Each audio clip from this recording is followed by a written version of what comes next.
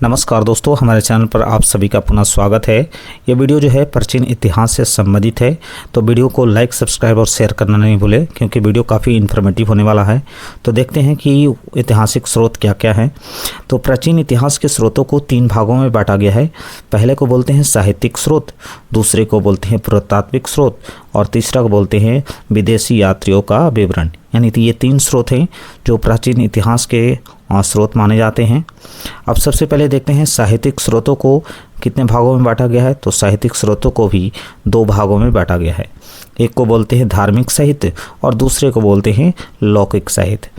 अब धार्मिक साहित्य क्या होता है उसको भी हम देखेंगे। धार्मिक साहित्य को भी 2 भागों में बांटा गया है। एक को बोलते हैं ब्राह्मण साहित्य और दूसरे को बोलते हैं ब्राह्मणोत्तर साहित्य। यानी ब्राह्मण साहित्य और ब्राह्मणोत्तर साहित्य ये धार्मिक साहित्य के अंतर्गत आते हैं। अब आते हैं ब्राह्मण साहित्य को भी। ब्राह्मण साहित्य के अंतर्गत वो कौन कौन से चीज़ें आती हैं, कौन कौन से प्रमुख हैं।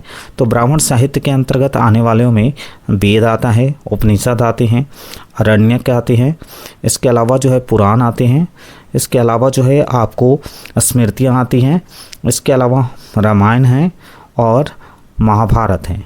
यानी वेद, उपनिषद, आरण्यक, पुराण, स्मृति, रामायण और महाभारत जो है ब्राह्मण साहित्य के अंतर्गत आने वाले ये विषय हैं।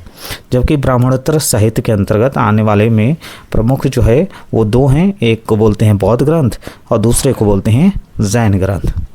जबकि लौकिक साहित्यों को हम 3 भागों में बांटते हैं। जो लौकिक साहित्य जो होते हैं, लौकिक साहित्य को 3 भागों में बांटा गया। वो कौन कौन से हैं? तो एक को बोलते हैं ऐतिहासिक ग्रंथ, दूसरा बोलते हैं जीवनी ग्रंथ और तीसरा बोलते हैं गल्प साहित्य। एक एक करके हम देखेंगे कि ऐतिहासिक ग्रंथ क्या है, जीवनी ग्रंथ क्या है और गल्प साहित्य ग्रंथ क्या है। तो सबसे पहले देखते हैं ऐतिहासिक ग्रंथ को।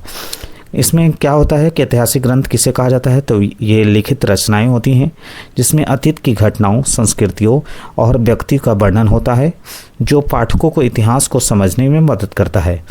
ऐतिहासिक ग्रंथ कहलाते हैं।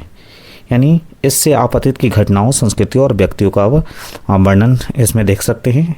ये इतिहास को समझने में काफ़ी मदद करता है।